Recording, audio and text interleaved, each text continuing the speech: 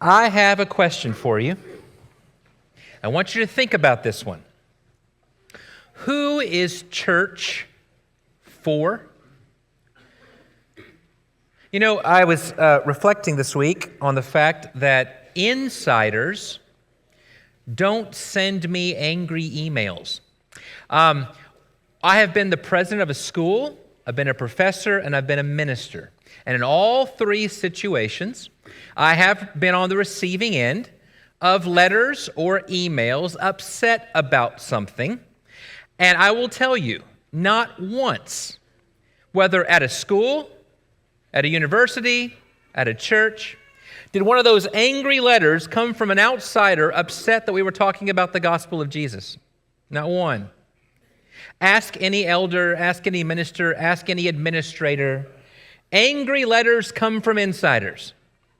And that's interesting because when you think about how outsiders view insiders, based on the behavior of insiders, we then realize that Jesus says this is the only gospel some people will ever read. How church people behave. I was at a men's business meeting. Have you ever been in one of those at a church? I was at one where the tension was so strong. The yelling was so loud. And the phrase, "Would you care to take this outside?" was spoken so often. You'd be surprised to know that it was a church meeting. True story. The question, who is church for? You know, I think if we were to invite an ad agency into many of our churches and say, give us an honest ad that explains to outsiders what we're about, I wonder if an ad agency would say, we've done it. We've done all the viewing, and here is an honest ad for your church, keeping the Smith family happy since 1997. I don't mean John Smith. I'm happy to keep him happy. But the idea is the main focus of insiders in a church to pat ourselves on the back? We know that's not what we would want it to be. That's not what we would want it to say. But in the first century, when people decided to give their lives to Jesus, they were signing up for a death sentence. And people don't put their lives on the line to keep the Smith family happy. People put their lives on the line because they want to be part of a mission so great that only God could orchestrate it, only God could get the glory for it. They want an out-of-this-world mission. And they want a bigger-than-life vision. So I want to ask once again, who is church for? Now, if you're thinking of an answer, you're probably right, because there are 4 right answers to this question. You might be thinking, church is for sanctified believers, and that's right.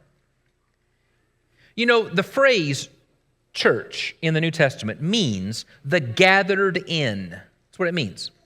But if you're looking at the way in which it's used, it also means the called out. We're called out of secularism. We're called out of selfishness. We're called out of the world, translated into the kingdom of the Son He loves. God puts His Spirit in His people and says, now I expect you to live different than what you used to be like. Paul in Ephesians 4 and verse 20 says, here's a long list of ways in which the world lives. The way you used to live, the way that your instincts tell you to live, but you didn't learn Christ that way. The church is called to put off all the way it used to be and to put on a new person. Sanctified means made holy. Is the church for those who have been made holy and are living a life of holiness? Absolutely. The church is for sanctified believers. But it's also the case that the church is for struggling believers. Believers who are at all different stages of the journey of sanctification. It doesn't happen overnight.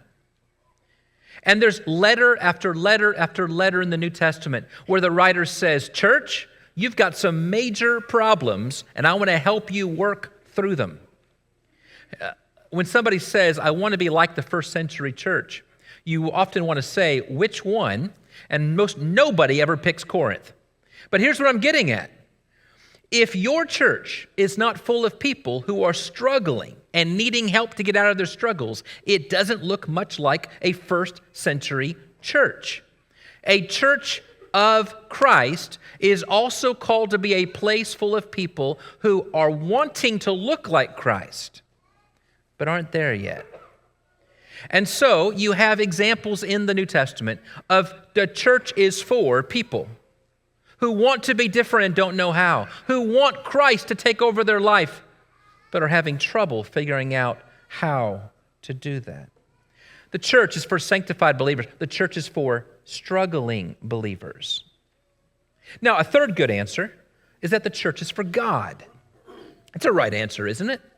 In Revelation, we're told that really worship takes place in which everyone here is a participant and we are performing, we are serving an audience of one. Church is for God.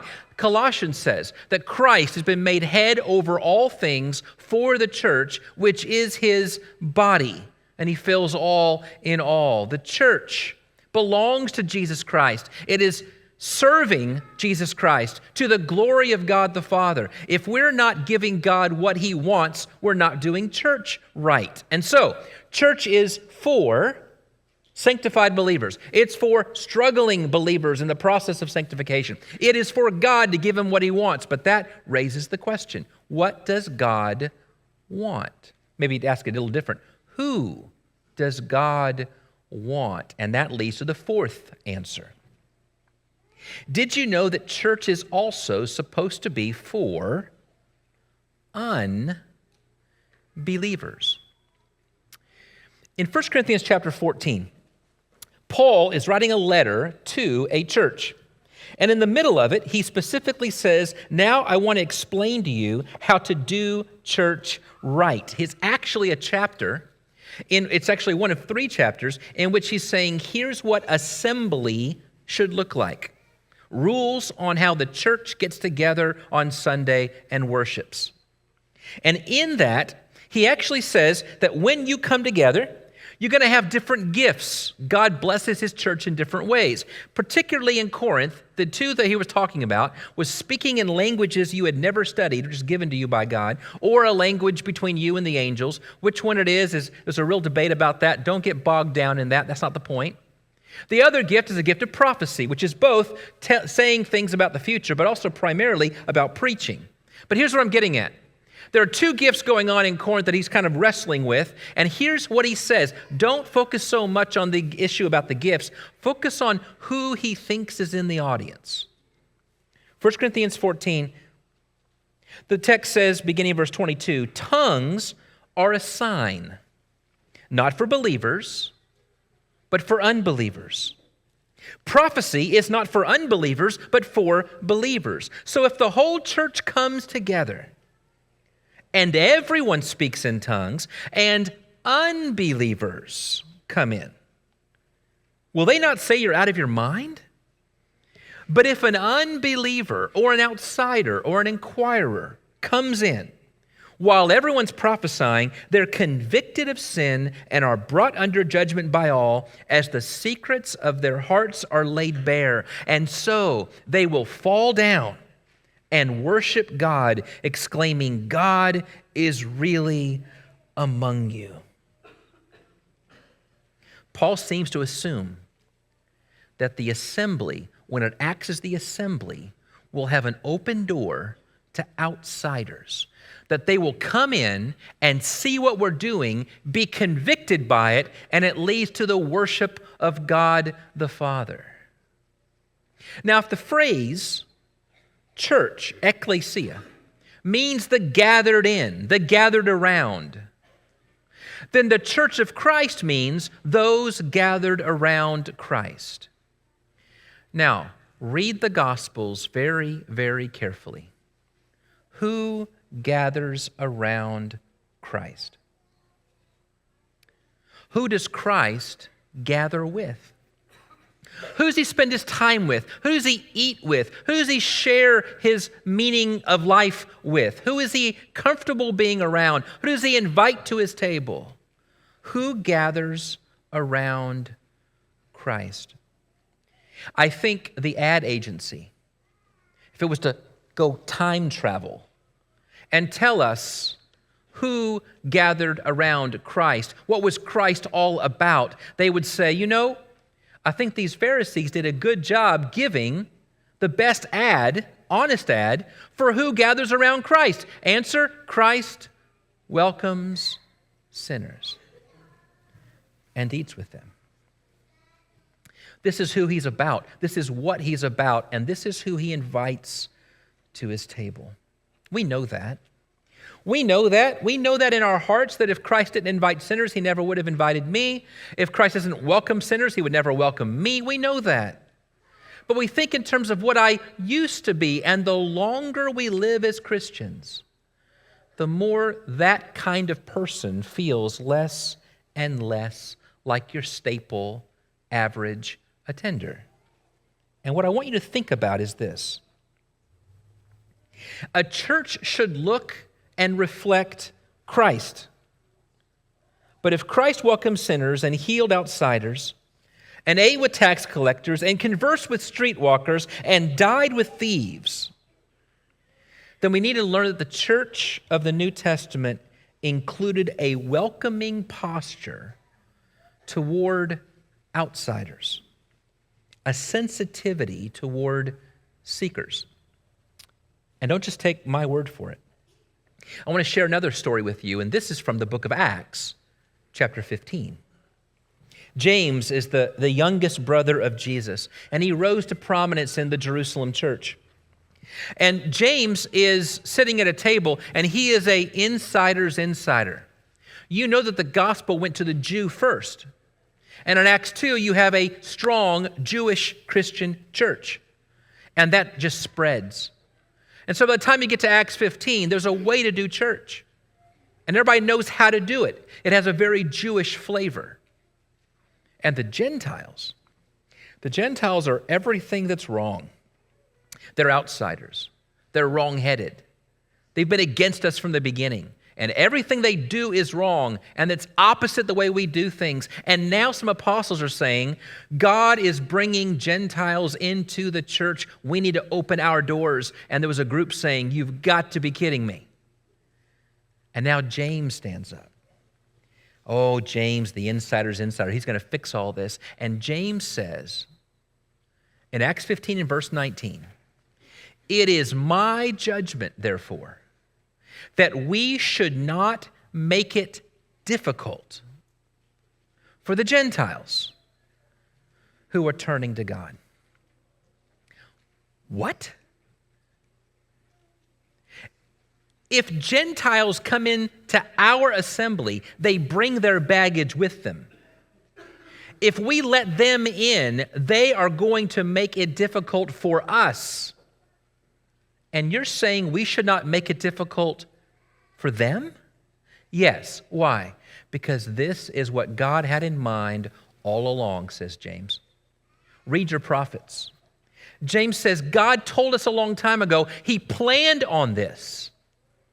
He wanted to bring in, graft in those who were far away, and it's going to look so very different. And so they send a letter out. And it's amazing to me that the letter actually, maybe even stronger than the statement, let's not make it difficult, are the lines in which he says things like, there's some among you that are troubling you by making you think that we're against them. There's some among you saying that we don't care about them. And that's so wrong-headed. So we wanted to make this right. It seemed good to us and the Holy Spirit to make this clear to you. For example, in Acts 15, verse 28, it seemed good to the Holy Spirit and to us not to burden you with anything beyond the most basic requirements. If you want to come in and be part of our church, be careful what you eat around your Jewish brothers, and don't be immoral. That's it. That's it. Let's not make this hard. To put it another way, take the writer of Hebrews chapter 12 and verse 15. See to it that no one misses the grace of God. I have a question for you. How much baggage does a person have to leave at the door before they can be admitted? Can a person participate in church life if they're still working things out? Do struggling sinners belong among those who are further along the process of sanctification? I know many of us in this room came to Jesus. We came forward in one of 47 verses of Just As I Am. If Jimmy Allen was preaching, it was 67 verses. And if you take a look in a songbook, most songbooks don't have 57 verses. I'm so grateful to Dan. I told him I was going to pick one, and he made a slide just to put this verse in. It's there, it's just not in our songbook. Do you remember this verse? Just as I am, though tossed about, with many a conflict, many a doubt, fightings and fears, within, without. O Lamb of God, I come, I come. Sometimes unintentionally, I'm worried that speaking of myself, I'm worried that we leave the impression, I know we said you can come just as you are, but I really didn't mean it. I want to let you in on a little truth. Growing churches mean it. A few weeks ago, I introduced you to Tom Rayner. He studies church health and church growth. He does statistical research. And just about a month ago, he was invited onto a podcast, and he said, we have found a correlation. Now, correlation is not the same thing as causation. Correlation just means these things tend to be true about these things. But he said the correlation is so strong that virtually all churches that are bringing in first-time believers are doing this thing. So my ears perked up. What is it? What's correlated so that almost every growing church that's bringing in lots of first-generation believers are doing the same thing? What is that thing? And he said, here it is. 3 outward-facing events per year. I thought I must have dozed off or that was the end of a long paragraph, so I went back to listen again. I didn't miss anything. He then said, I know that sounds silly. I thought you were going to expect some real grand thing. This is the truth. When a church does 3 outward-facing events a year, I mean backpacks for kids, I mean a fall festival, I mean a marriage seminar, things we do here. 3 outward-facing a year. You can correlate. Every major growing church seems to be doing that. And if they do 4 outward-facing events a year, the numbers are exponential. So I listened to that, but then I thought about churches I know that do outward-facing events but haven't grown much. And I'm trying to understand it. And this is the only conclusion I could come to. perhaps without deliberate intentionality, an outward-facing event on paper becomes an inward-facing event in reality. Perhaps all it takes for a church to shift, not exclusively, but intentionally, to an outward-facing posture is to think this is about them. Now, I'm not talking about the old seeker-sensitive church model, which means you go out throughout your neighborhood with a clipboard and say, tell me everything you want and we'll give you that. No. But I am talking about being sensitive to seekers who we want to see come through an open door and be so moved by the gospel that they can't help but glorify God. Paul says that's what you should expect in your assembly. It's something that we need to think hard about. Sam Shoemaker, a few years ago, said, speaking generally, he said, we've exchanged being fishers for people to be keepers of the aquarium. It's easy to rationalize. A young businessman lost his first sale. Trying to save face, he went to the older guys in the room and he said, oh, well, you can lead a horse to water, but you can't make him drink. And the wise old boss leaned over the desk and said, it's not your job to make him drink, but it is your job to make him thirsty. Don't miss the excitement here, thinking that this is a chore. I'm talking about unleashing the church to be about the business of living in the joy of welcoming people that Jesus welcomed, sharing the greatest news that will change their life forever, offering water, the water of life to people who are so desperately thirsty. I think we've been lulled into thinking that the goal of the church is to be like the first century church. I got a line for you that's not original with me, but think about this. The first century church was not trying to be like the first century church. If we want to be like the first century church, then we need to be like what the first century church was trying to be like. And the first century church was trying to be like Jesus. Jesus was a man on a mission to seek and to save the lost, and that is our mission too. So how do we do that? How do we be more sensitive to seekers? We start by asking what good, right, and true things that Jesus wants are also good, right, and true things that seekers want. Those of you who are parents of maybe you've raised some middle school years, in the middle school years, you know at some point that you've begged and you've pleaded with those middle school kids to use deodorant. You know what I'm talking about. They just can't smell themselves, even though everybody else can. And at some point along the way, your middle school sons noticed girls. And then they felt something they never felt before, and then they smelled something they never smelled before themselves. It is just true that when people understand what they're clinging to is an obstacle to what they ultimately want, they are generally willing to let it go.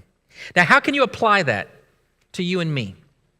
Well, to unbelievers, non-Christians, outsiders. If you're with us, if you're in the auditorium, if you're gathered to hear about Jesus, we want you to know that there's something missing in your life, that Jesus and his people provide that missing thing.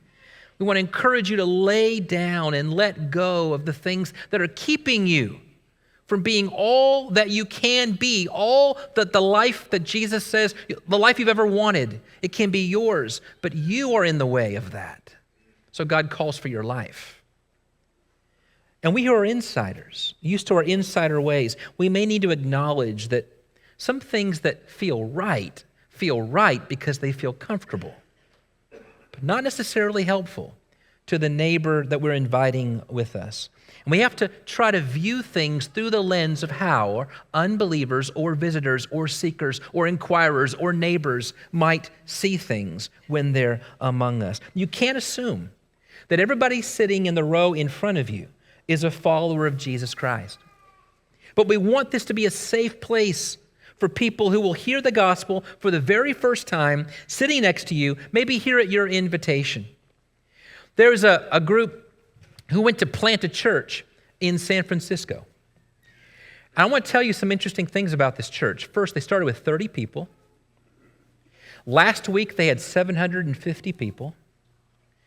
And you say, how did that happen? What did you do? And he said, a couple of things. One of the things is we listened and we looked at ourselves. One of the first meetings, it was in their living room, and they were handing out coffee, but nobody was drinking the coffee.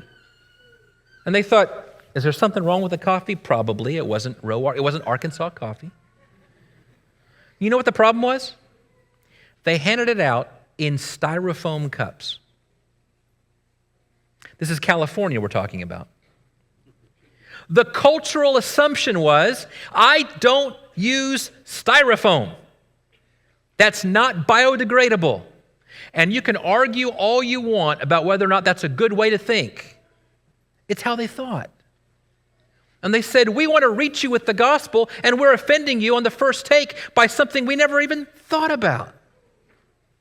It's worth taking a close look at ourselves, in our culture, in our environment. What small, simple things might be keeping someone from hearing the gospel? That's what I'm getting at. We should ask 3 questions. What do people see? What do people hear? What do people experience? The Bible says, I care about how outsiders view you. Colossians 4 and verse 5, walk in wisdom toward outsiders. 1 Thessalonians 4 and verse 12, walk properly before outsiders.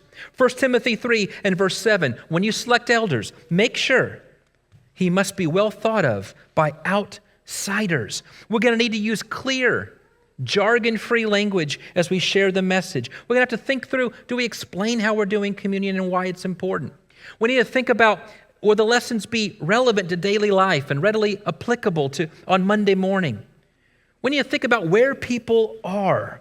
What are the questions they're asking that we're asking too? What connects us with everybody else? Aren't we looking at the same things? We all sit at Thanksgiving tables.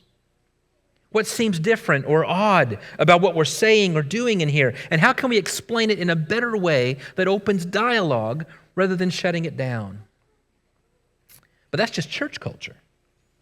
Every member needs to critically examine the vibe that we send to unchurched Harry and Mary, because we don't want to think of them as unbelievers. We want to think of them as soon-to-be believers. The truth is that your authentic life lived in, with, and among your neighbors goes a long way. 2 things people need that Jesus also says that they need. They need to be introduced to Jesus, and they need to see authentic lives. The stats show that we're living in a time where the Jesus method could have a great immediate impact, but we need to clearly understand what it is we're presenting and consider our lead. I was trained, many of us were trained, on how to explain, debate, and defend things like baptism and good behavior. I'm for both. But did you know that atheists who are convicted by Jesus usually don't fight or gripe about baptism? Did you know that prostitutes who come to Jesus and are convicted by Jesus usually don't balk when they learn about faithfulness in marriage? But leading with these, going to people who don't know Jesus and telling them they need to change the way they live or they need to learn new rules, seems wrong-headed to what you see most of the time in the New Testament, where what Jesus says to hurting people, outside people, is, I've got what you're looking for. Do you want to be made well? Are you wanting living water? Do you know what you're looking for? People need Jesus. They need to be drawn by Jesus. They need to be converted to Jesus. And then everything else that's important flows from this. There's a big difference between disciples converted to Jesus and churchgoers converted to churchgoing. And there are ways to tell the difference. Introduce people to Jesus, live authentic lives, and the goal is for them to say, I want what you have. That's it. And we want that to be true here. In closing, I just want to mention that for the next few months, our sermons and even some of our classes are going to focus, not exclusively, but intentionally, on your non-believing friends. Now, inviting people to church is not the ideal first step when dealing with non-believers. That's inviting them into your home, having lunch with you, dinner with you, life with you, playing games with your kids. That's really first. But it may not be the ideal way, but it is an easy way for us as we try to get ourselves moving in that direction. So beginning in February, the sermon series is going to address big questions of life that everybody asks. Is there more than life? Is there more meaning to my life than what I'm currently seeing? Is there someone out there who's wanting something from me? What happens when I die? Who is this Jesus person? What is prayer and why is it important? Why should I live for something greater than myself? We're going to talk about that. It's intended for you to bring people who are asking those questions all the time. And after the sermon, there's going to be a special class taught by Chris Eubanks and Jason White. And it is intentionally geared to either open conversations with non-believers or to train believers on how to have open conversations with non-believers. We're going to focus on that next few months. Love for you to come. But I want to add something. I've said it before, but I want to say it one more time. Tom Rayner, who told us about the outward-facing events, said, I want to tell you another statistic. If you invite 100 people to church, 15 will take you up on it. 15% of the time, you invite somebody to church, they'll come. But if you invite somebody to church to stay with you for class after and then to go to lunch with you, not a potluck in the annex, go to Slim Chickens with you, the number goes from 15% to 80%. So I want to ask you, I want you to think about who your one is.